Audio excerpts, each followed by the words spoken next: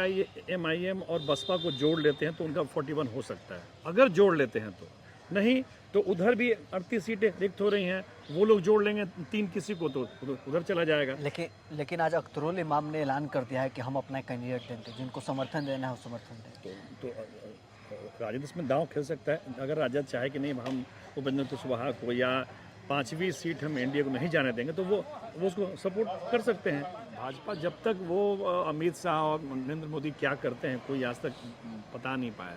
ये संदेह, चूँकि पवन सिंह ने बहुत काम किया है विधानसभा में और भाजपा के लिए, जदयू के लिए बहुत सारे वोट बटोरे हैं, जोड़े हैं। केंद्र में मंत्री हैं तो नहीं चाहेगा कि हम ईबीसी के साथ कोई बैठक करें, क्योंकि नहीं जाने का मतलब उनको छोड़ना पड़ेगा। एक सीट पर संशय है कि हरिवंश नारायण सिंह जो राज्यसभा के उपसभापति हैं, दूसरे टर्म उनका है, तो 2 टर्म पूरा कर चुके हैं, तीसरा टर्म जाएंगे अगर जाएंगे तो। हाँ, और उनका भी 2 टर्म पूरा हो गया नंबर। लेकिन मुझे लग रहा है कि उस जगह पर किसी और को भेजेंगे, इसलिए कि हरिवंश नारायण जी जिस समुदाय से हैं, जिस वर्ग से हैं, वो जदयू का कोई कोर वोटर नहीं है। ये जो मेरा ट्रैक रिकॉर्ड है नीतीश कुमार का, नीतीश कुमार जी कभी राज्यसभा के चुनाव में मतदान नहीं कराते हैं।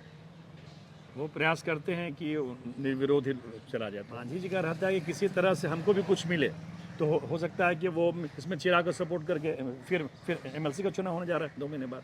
तय माना जाए कि 5वीं सीट जो है वो चिराग पासवान वर्सेस एआईएम होने जा रहा है। जो राज्यसभा चुनाव का जो ट्रैक रिकॉर्ड है उसमें कुछ ताकतवर ही जाता है, जन धन बल से जो ताकतवर है। नमस्कार, आप देख रहे हैं न्यूज़ इन्फॉर्मेशन। मैं हूं आपके साथ नरोत्तम सिंह। राज्यसभा का चुनाव का बिगुल फूंक चुका है। देश में 38 सीटें खाली हो रहा है। ऐसे में बिहार के वो 5 सीट है जो खाली हो रही है। जो सीटें रिक्त हो रहा है उसमें से राज्यसभा के सीटें में उपेंद्र कुशवाहा की सीटें आती है, रामनाथ ठाकुर की सीटें आती है, राजद से एडी सिंह की सीटें आती है और प्रेमचंद गुप्ता की सीटें हैं। इन सभी सीटों पर कौन निर्वाचित होकर बिहार से जाएगा, इस वीडियो में हम इसको लेकर चर्चा करेंगे। हमारे साथ वरिष्ठ पत्रकार इंद्रभूषण कुमार हैं। 5 राज्यसभा की सीटें खाली हो रही है। फिलहाल जेडीयू के पास 2, आरजेडी के पास 2, उपेंद्र कुशवाहा के खाते में 1 सीट है। जो नया समीकरण है विधानसभा का, उसके हिसाब से क्या होने वाला है चुनाव में? देखिए, ये चुनाव विधायक चुनते हैं। राज्यसभा के जो उम्मीदवार खड़े होंगे उनके वोटर विधायक होते हैं और विधायकों की संख्या के आधार पर ही तय होता है कि कितने वोटर होंगे, कौन वोट करेंगे। तो 5 सीटें खाली हो रही हैं। उस समीकरण में इस बार 41 विधायक, एक विधायक को 41 विधायक वोट करेंगे तो एक सांसद चुना जाएगा। उस हिसाब से अगर जो अभी विधानसभा में जो संख्या है, जदयू के 85, भाजपा के 89, राजद के मात्र 25 हैं, पूरा महागठबंधन 35 है। तो जो सीटों के आंकड़े हैं उस हिसाब से 2 भाजपा के, 2 जदयू के और एक सीट, इसलिए हम उस पर संशय कर रहे हैं कि अगर तेजस्वी यादव एआईएमआईएम और बसपा को जोड़ लेते हैं तो उनका 41 हो सकता है, अगर जोड़ लेते हैं तो। नहीं तो उधर भी 38 सीटें रिक्त हो रही हैं, वो लोग जोड़ लेंगे 3 किसी को तो उधर चला जाएगा। लेकिन आज अख्तरुल इमाम ने ऐलान कर दिया है कि हम अपना कैंडिडेट देंगे, जिनको समर्थन देना है वो समर्थन देंगे। तो राजद इसमें दांव खेल सकता है। अगर राजद चाहे कि नहीं हम उपेंद्र कुशवाहा को या 5वीं सीट हम एनडीए को नहीं जाने देंगे तो वो उसको सपोर्ट कर सकते हैं। ये भी संभावना है कि विपक्ष से एक आदमी जीत सकता है तब जबकि सभी 41 विधायक एक साथ हो। नहीं तो फिर 5वीं सीट पर या तो चिराग की मां जा सकती हैं, उपेंद्र कुशवाहा भी लगे हुए हैं, मांझी जी भी लगातार दावा कर रहे हैं कि मेरे यहाँ से कोई जाए। अब जो एनडीए नेतृत्व है और जदयू का जो नेतृत्व क्या तय करता है। बीजेपी के खाते में नए समीकरण से 2 सीटें जा रही हैं, चूँकि 2 जेडीयू के खाते 41 वोटर होंगे और उनके 89 सदस्य हैं, तो आराम से हो सकता है 2। पवन सिंह और नितिन नवीन को लेकर लगातार चर्चा हो रही थी। देखिए भाजपा में क्या ना कि चर्चा होती है, लेकिन भाजपा जब तक वो अमित शाह और नरेंद्र मोदी क्या करते हैं कोई आज तक पता नहीं पाया। ये संदेह, चूँकि पवन सिंह ने बहुत काम किया है विधानसभा में और भाजपा के लिए, जदयू के लिए बहुत सारे वोट बटोरे हैं, जोड़े हैं, मैंने बहुत रैली सफल की हैं, तो लोग ये संदेह करा कि पवन सिंह को जाना चाहिए। अब नितिन नवीन के लिए ये थोड़ा मुझे लगता है कि अभी थोड़ा जल्दीबाजी है, क्योंकि अमित शाह भी 3 साल विधायक रहते हुए राष्ट्रीय अध्यक्ष रह चुके हैं। नितिन गडकरी भी 3 साल विधान परिषद के सदस्य होते हुए राष्ट्रीय अध्यक्ष रह चुके। तो ऐसा कुछ नहीं है कि राष्ट्रीय आप अध्यक्ष हो गए तो आपको बनना ही है राज्यसभा, ऐसा कुछ कोई बाध्यता नहीं है। तो अब बीजेपी की इच्छा पर है, अब उनको भेजता है कि किसी नए को भेजता है। अभी तक तो चूँकि अभी तो वोटिंग का भी अभी सूचनाएं जारी हुआ, थोड़ा समय लगेगा।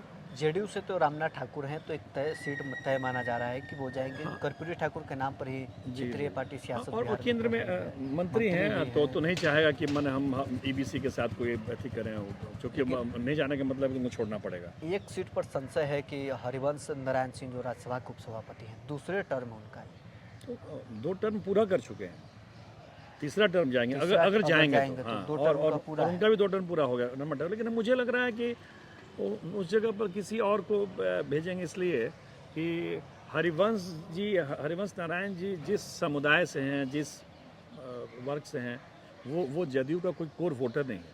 तो जदयू चाहेगा कि कोई किसी अपने कोर वोटर को भेजें, कुर्मी, कुशवाहा, धानुक या फिर ईबीसी में किसी को भेजें, ये अंदेशा है। अगर राजद अपना कैंडिडेट उतार देती है और एआईएमआई भी अपना कैंडिडेट उतार देती है, ऐसी स्थिति में क्या तब तो आराम से एनडीए का जीत जाएगा, 5वां सीट भी कोई से जीत जाए, तब तो कोई दिक्कत ही नहीं।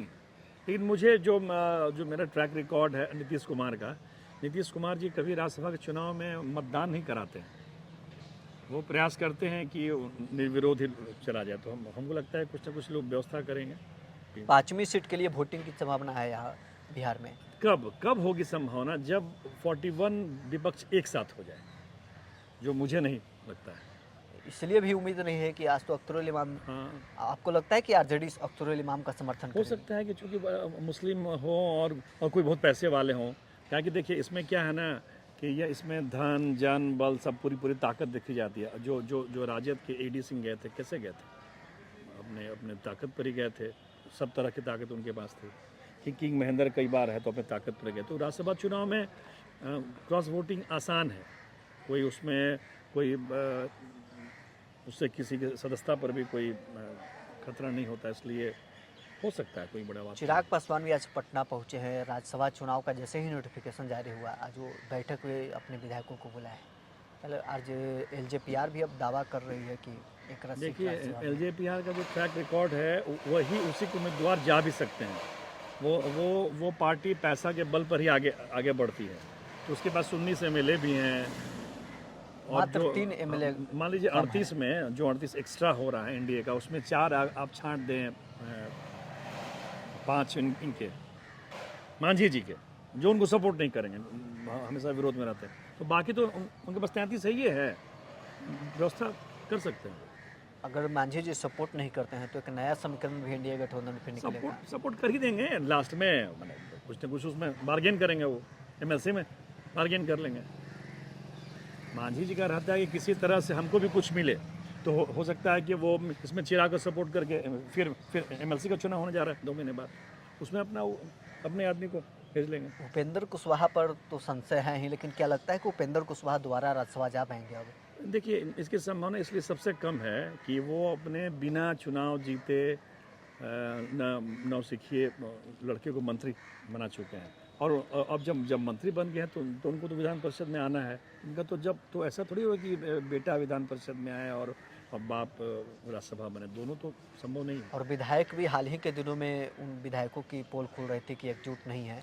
वो तो ठीक है, लेकिन दोनों चीज़ कैसे मिलेगा? या तो फिर आपको बेटे को हटाना पड़ेगा। उनके विधायक ही चाहते हैं कि उपेंद्र कुशवाहा राज्यसभा न जाए। इसलिए हमको उम्मीद लग रहा है कि चिराग में और इथी में ही कोई ना कोई, मतलब ये तय माना जाए कि 5वीं सीट जो है वो चिराग पासवान वर्सेस एआईएम होने जा रहा है। जो राज्यसभा चुनाव का जो ट्रैक रिकॉर्ड है उसमें कुछ ताकतवर ही जाता है। जन धन बल से जो ताकतवर है वही ऐसी सीट पर, 5वीं सीट पर, जहाँ चुनाव की नौबत आने की संभावना है, वो सफल होता है। चाहे वो किंग महेंद्र हो, चाहे एडीसी, वो बड़े लोग हैं, माने और भी लोग हैं, कई लोग हैं। तो जो संभावना है मुझे लग रहा है कि चिराग ही इसमें विजयी होंगे। तो चलिए, राज्यसभा की जो 5 सीटें खाली हो रही है उसका समीकरण क्या है? जैसे ही नोटिफिकेशन जारी हुआ राज्यसभा चुनाव का, सभी की निगाहें अब इसी पर टिकी है कि 5वां सीट से आखिर कौन राज्यसभा जा रहा है। जीतन राम मांझी की पार्टी हिंदुस्तानी अवाम मोर्चा, चिराग पासवान की पार्टी या उपेंद्र कुशवाहा खुद राज्यसभा जाएंगे। AIMIM की तरफ से भी ये ऐलान किया गया है कि हम अपना कैंडिडेट उतारेंगे। सारे विपक्षी एकजुट भी हो जाएंगे। उसके बावजूद अगर AIMIM अपना कैंडिडेट उतार देती है तो विपक्षी दल से कोई राज्यसभा न जा पाएगा, फिर NDA की ओर से ही कोई राज्यसभा पहुंचेगा। बहरहाल इस खबर में इतना ही। आप बने रहें न्यूज़ 24 नेशन के साथ।